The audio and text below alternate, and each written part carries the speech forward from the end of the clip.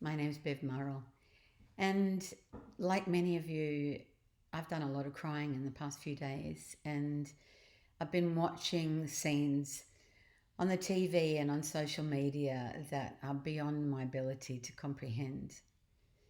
The first thing that I want to say is that we don't know what we don't know. And you've probably heard me say that before. But it's very easy to be an accidental racist. It's very easy to be an unconscious racist. And I want to put to you that there is a word that is worse than any four-letter word that you've ever heard or that you've ever said. And it's worse by its usage. So when you look at a situation and you say, yeah, but, yeah, but, you know what? That but becomes a filthy word. When I was a child and growing up, even in my teens and even in my early 20s, it was a known fact that if a woman was being beaten by her husband, it was because she was doing something wrong. It was because she needed to work out how to be a better wife. It's because she shouldn't have made him angry. That was told to me as a child. Now, my parents didn't operate with domestic violence, but that was the general thing that everybody knew. That when that happened, it was because the woman wasn't being a good enough wife and she made her husband angry. See what you made me do? That was the understanding.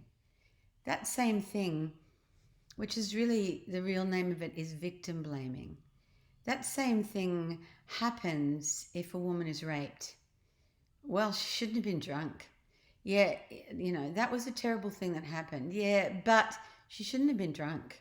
Yeah, but she shouldn't have been out that late at night. Yeah, but her skirt was so short.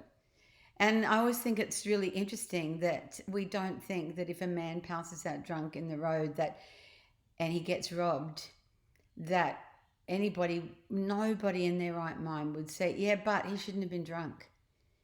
And yet there is something in us that immediately leaps to the defense of the perpetrator and not to the victim. And the thing about bullying, which is what racism is, it's what misogyny is, it's what domestic violence is, it's any of those things. We do as much as we know that we can get away with. The degree to which we can get away with it is the degree to which we will do it.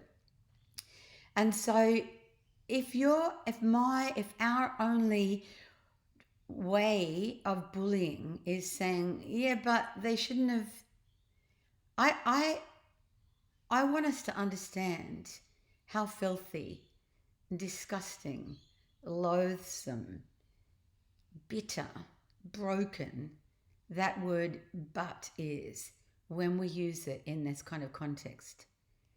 I've heard people speaking about George Floyd. George Floyd, who did not resist arrest. George Floyd, who'd been getting his life together. George Floyd, who'd been working on ways to help other people in his community. And there have been people who've said, yeah, but he was cashing a wrong check, or yeah, but, and you never hear the yeah, but when the person is not a member of the victimized group of people. I don't know if you've seen those pictures where white men who have gone in and shot up a school or a church or a mosque or a synagogue have been led away by the police, and you can see them being treated with dignity. Yeah, they've got their arms behind their back, but they're being led away with dignity. And then you see, a guy who was selling loose cigarettes down on the ground with men on top of him saying, I can't breathe. You see a guy being led, not resisting arrest, being pushed down next to a car with the full weight of that policeman's knee on him while he's calling out. And there's people around filming. And I've heard it said, why weren't they helping? They weren't helping because they were faced with bullies with guns. Anybody who had gone over and tried to make a difference would have been in that exact same situation. And we can see that. You know, in Australia, our history towards Aboriginal people is absolutely abysmal. In fact, we're the only country in the world who didn't even sign a treaty with the people that we were stealing the land from. And we have Aboriginal deaths in custody all the time. And we also hear good people who are unconscious racists saying, yeah, but, there is no yeah, but. We can't treat people the way we treat them because of because of the otherizing, because of a difference, and expect that they will quietly accept that and go away. Do you know 3% of Australia is made up of Aboriginal people, but 22% of the people in jails are Aboriginal? What is wrong with that picture? People, we've got mining corporations and government policies. We've got banks stealing people's money, but nobody goes to jail. You have an Aboriginal person who has stolen a bottle of soft drink and they're in jail for 6 months. We've got an African American who tried to do something with a false check. Dead. I want us to speak up. Those of us who are white, who have so little understanding of what this is really all about, don't be an unconscious racist. Don't say, well, I'm not racist, but because as soon as you've said that, you've identified yourself. You may as well have a red mark.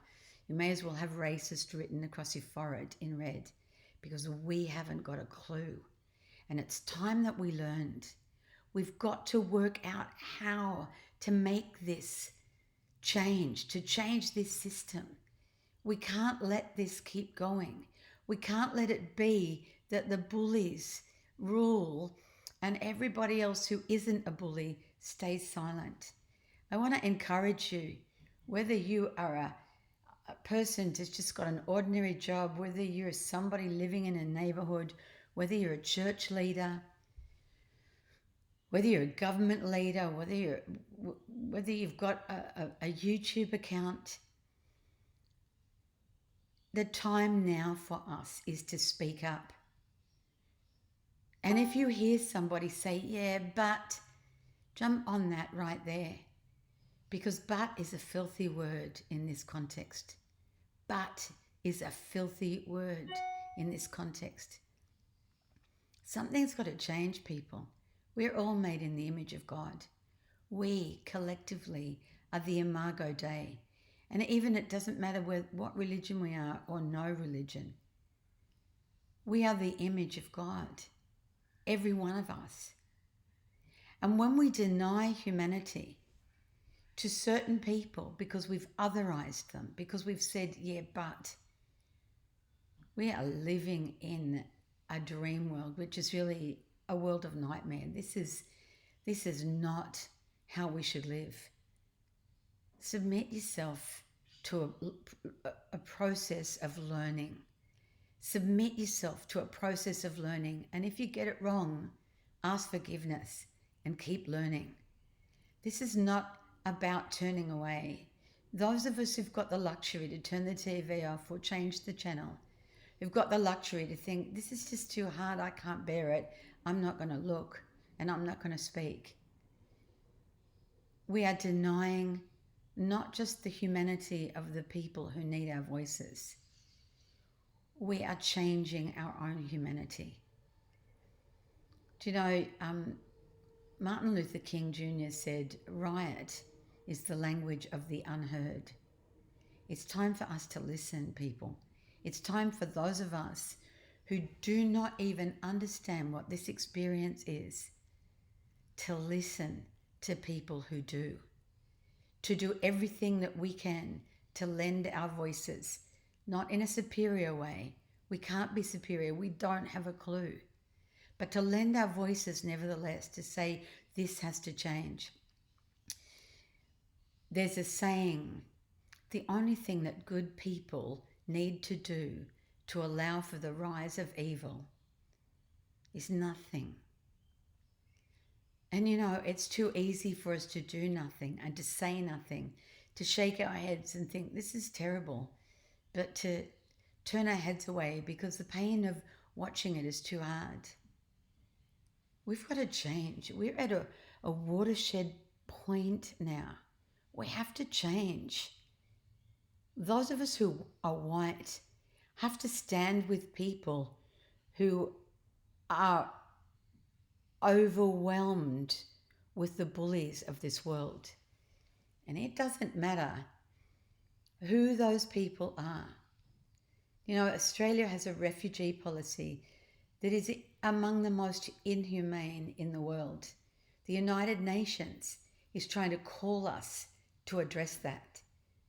But we've got our policies.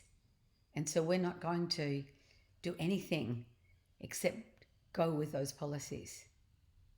People, there is such a thing as civil disobedience for the sake of raising our voices and saying, this has got to stop.